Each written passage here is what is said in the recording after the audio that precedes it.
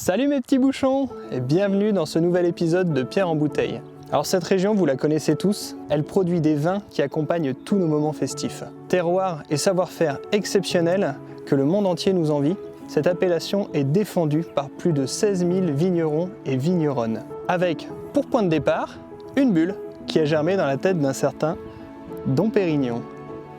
Vous l'aurez compris, on est en Champagne. Berceau de vins effervescents aux bulles iconiques, l'appellation qui se trouve à l'est de Paris s'étend de Château-Thierry jusqu'au sud-est de Troyes. Et certaines aires d'appellation vont peut-être sonner familier à votre oreille. Montagne de Reims, Côte des Bars, Côte des Blancs. C'est au cœur de cette Champagne exceptionnelle que nous allons retrouver Maxime Hullens, vigneron passionné et passionnant, créateur et propriétaire du domaine de Marzilly. Il va nous parler de ses vignes, de ses vins et de son histoire. Allez, suivez-moi.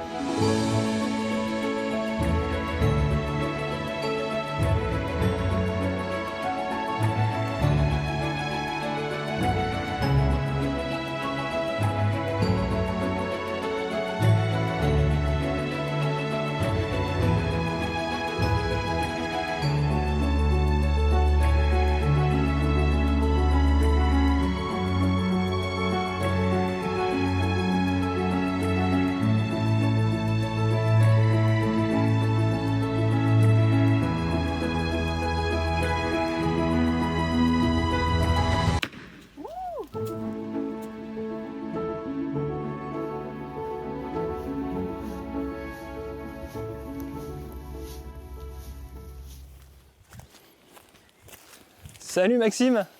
Et alors Pierre, Ça va? ravi de te recevoir au domaine. Merci, c'est adorable de nous recevoir ici. Avec grand plaisir. On se trouve où actuellement? Alors ici on est sur le haut du domaine, la parcelle la plus haute. On est sur le massif de Saint-Thierry. Ok. Et si tu t'approches un peu, je vais te montrer un peu ce qu'on a derrière en plan. Ouais. Donc aussi on peut voir, imaginer en tout cas de l'autre côté du massif, la ville de Reims. Donc on est vraiment tout au nord.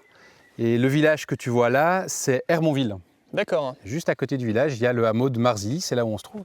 Ok. Donc nous, on travaille majoritairement sur ces parcelles-ci, 3 hectares 80 de parcelles situées sur le massif de Saint-Thierry uniquement, avec un assemblage 80% meunier, 20% chardonnay, un tout petit peu de pinot noir depuis peu.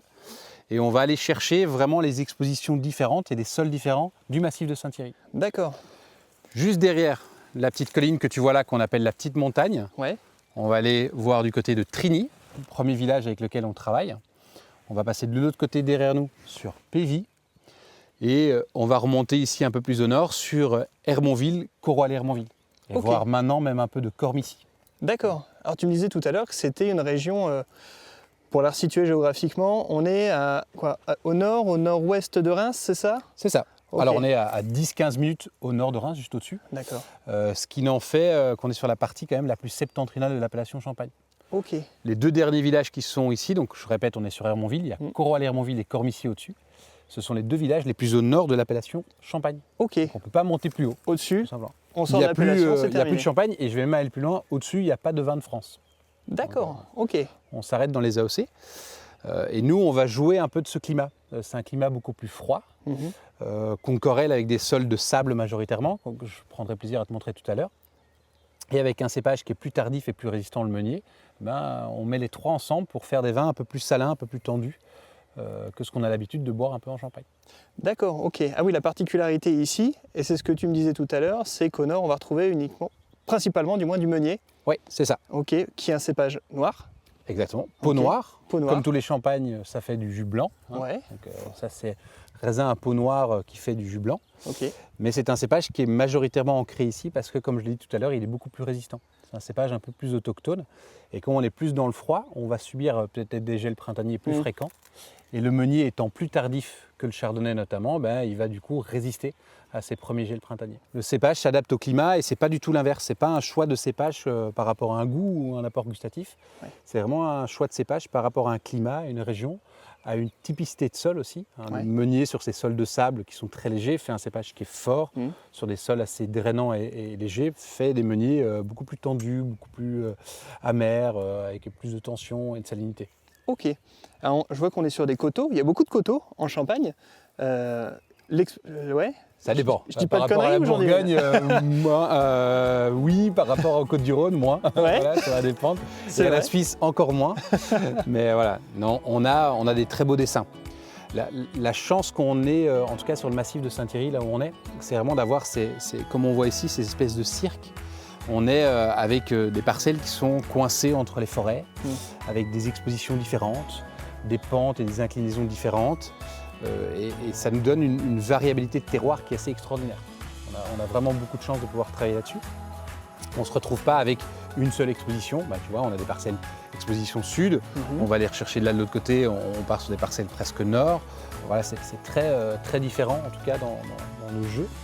Et ça rentre dans l'image de la Champagne qui est ce jeu d'assemblage.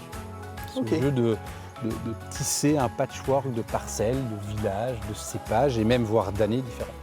Ok, d'accord. Particularité de la Champagne. Hein. Oui, tout à fait. D'accord. Je pense que le plus simple, c'est que je t'explique ça en cave. Ouais. On aille en cave tous les deux travailler un peu cette notion d'assemblage. Avec plaisir. Que tu goûtes les différents cépages, que tu goûtes les différentes parcelles, que tu goûtes les différents apports de bois ou de contenants et de voir un peu t'expliquer comment on arrive à tisser ou à dessiner ce tableau pour relever un peu ce qu'on fait sur le domaine. Carrément, je te suis. Avec grand plaisir. Je voudrais aller te montrer une parcelle un peu plus loin où on travaille le sable majoritairement, D'accord. que tu vois un peu ces différentes couches de sable. Ouais, allez, on y va. Tu m'as amené ici, tu voulais nous parler des sols. Ouais. C'est ça, Maxime? J'ai fait exprès de t'amener dans une parcelle assez bien définie sur les sols de sable qu'on a. Je voulais te montrer vraiment ce qu'on pouvait trouver ici sur le massif, plus précisément sur Marsily. C'est ce qu'on appelle des sables du Lutétien, voire calcaire du Lutétien. Ah oui, je ne vais pas te donner exactement le nombre d'années, on est entre 40 et 48 millions d'années, mais c'est pas ça que je veux vraiment que tu comprennes. Ce que je veux que tu comprennes, c'est la légèreté du sable, qui elle nous offre la possibilité d'avoir un enracinement. Tu vois, ici, on a plein de petites radicelles qui vont se prendre. Et c'est surtout ce côté très léger. Tu vois, c'est vraiment du sable. On est en bord de plage, quoi. Ça me rappelle, mais... C'est ça. Alors c'est un peu plus calcaire, il est plus gris qu'à certains endroits où il est argileux, il est plus orange. Mais la force de ce sable, c'est surtout de pouvoir permettre à l'enracinement profond. Donc la racine, elle va vraiment aller creuser pour aller se plonger vraiment au plus profond du sol et aller toucher du coup différentes couches. On va avoir un apport organoleptique totalement différent. Beaucoup plus drainant pour les pluies. Tu dois t'imaginer tout ce qui va pleuvoir, au lieu de ruisseler, va aller en profondeur et va surtout aller rejoindre ce qui est le plus important pour nous en Champagne, c'est ce qu'on appelle la couche de calcaire. Cette craie qu'on a en Champagne qui est extrêmement importante, qui vient un peu jouer ce rôle d'éponge. En fait, à travers tout le sable, on a la craie en plus grande profondeur. Nous, elle est à 1,60 m plus ou moins de profondeur. La pluie va aller traverser le sable, toucher cette couche de craie, emmagasiner toute cette pluie pendant tout l'hiver et pouvoir la restituer légèrement pendant tout l'été. D'accord. Donc nous, l'objectif de ce que je vais te montrer tout à l'heure sur le travail du sol, puisqu'on travaille la vigne au cheval, c'est d'aller couper les racines superficielles pour forcer ces racines à plonger, à aller chercher de la profondeur, comme on peut voir ici, pour vraiment aller se pomper des différents éléments du sol. Ok, et éviter du coup ce qu'on appelle le stress hydrique. Exactement. De la plante. Non seulement éviter le stress hydrique, mais surtout et avant tout, pour moi, ce qui est le plus important, c'est de prendre en considération la typicité organoleptique du terroir. Si tu laisses ta racine tout le temps effleurante, elle vient travailler dans ses 15 premiers centimètres de sol, et ces 15 premiers centimètres de sol, ce sont quasiment les mêmes partout. C'est cette couche d'humus. Alors tu peux encore en plus exagérer le process et amener des amendements, donc des apports organiques sur le sol pour nourrir cette vigne. Cette vigne, du coup, n'est nourrie que sur les 15 premiers centimètres. Elle ne vient en réalité jamais toucher les différentes couches de sol. Donc c'est la même ici qu'au bas du coteau, qu'à la côte des Blancs ou autre. Il faut vraiment pouvoir forcer cette racine à se plonger en profondeur. Il faut vraiment prendre en considération que c'est une belle vigne, c'est une vigne qui a du mal à pousser. C'est une vigne qui a besoin d'aller chercher différents éléments pour aussi bien prendre du sable et aller tirer de ce sable chaque petit élément nécessaire. Ici, on a des parties on a d'anciens fossiles marins, tu vois, d'aller chercher ça pour aller reprendre toute une matière derrière, quoi. C'est vraiment, tu vois, on a les petits coquillages qui sont là. Tu as tous des éléments qui sont qui sont bien conservés en plus. Des éléments nutritifs pour cette vigne, en fait, apporter de la matière, quoi. D'accord. On en a plein. Et puis ils sont vraiment à fleur de roche, quoi. Ils sont alors oui, parce qu'ici, je vous ai amené dans une coupe de couteau, hein, ce qu'on appelle, donc on a mis, une coupe de coteaux. Donc on a venu chercher sur une partie où a été plantée une parcelle. Il allait vraiment chercher ces matières différentes. Ok, super intéressant.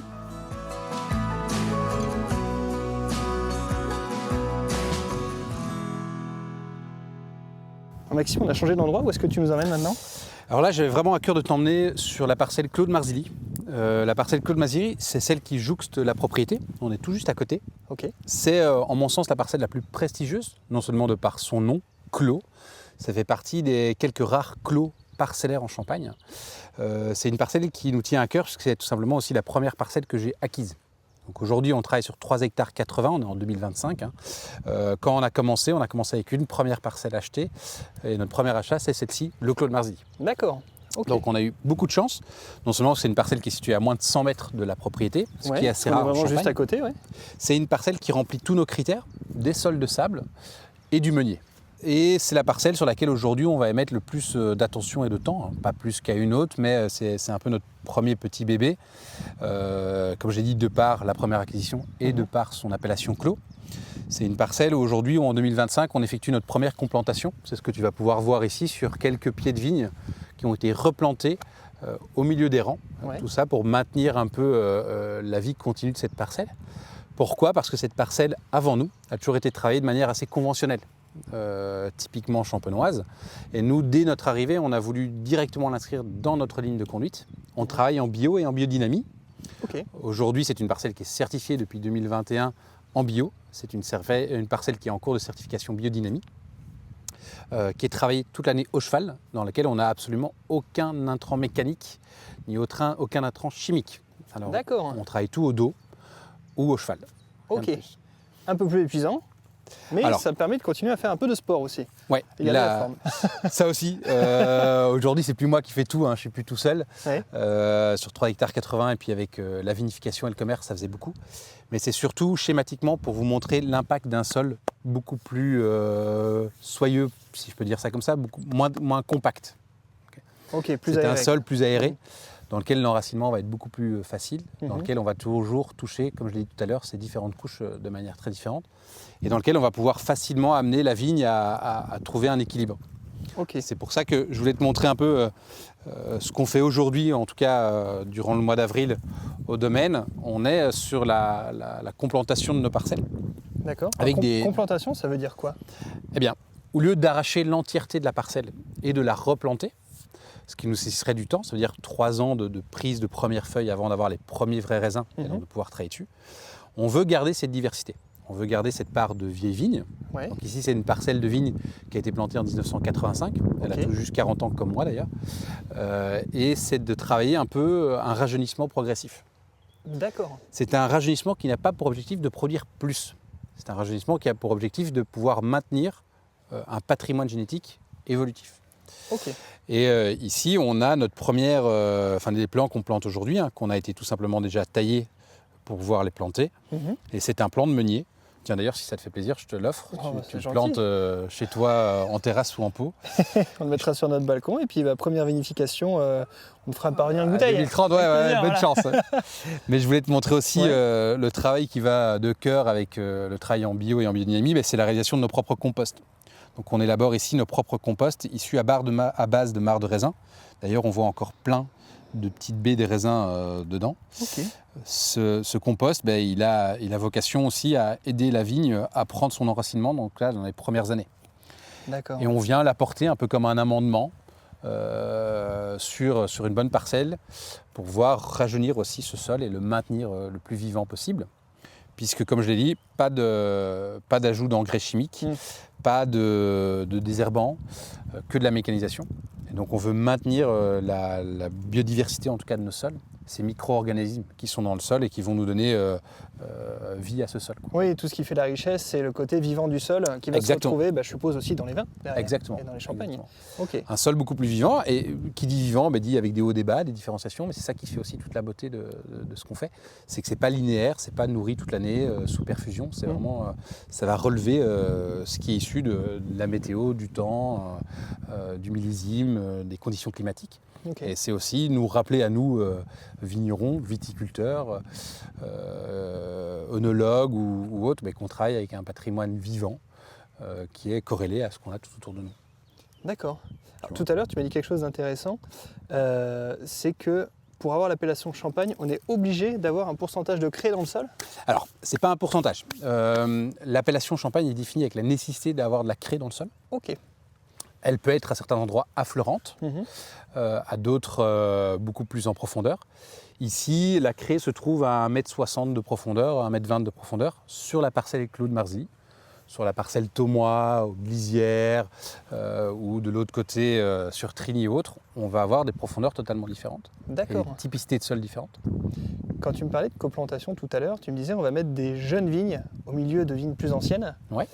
Comment sont sélectionnées ces jeunes vignes? Est-ce qu'elles viennent, c'est des enfants des vignes qui sont déjà en place? Alors, c'est ce qu'on appelle une sélection massale, ça veut dire qu'on vient prendre sur, en tout cas certaines parcelles, un renouvellement du patrimoine génétique existant.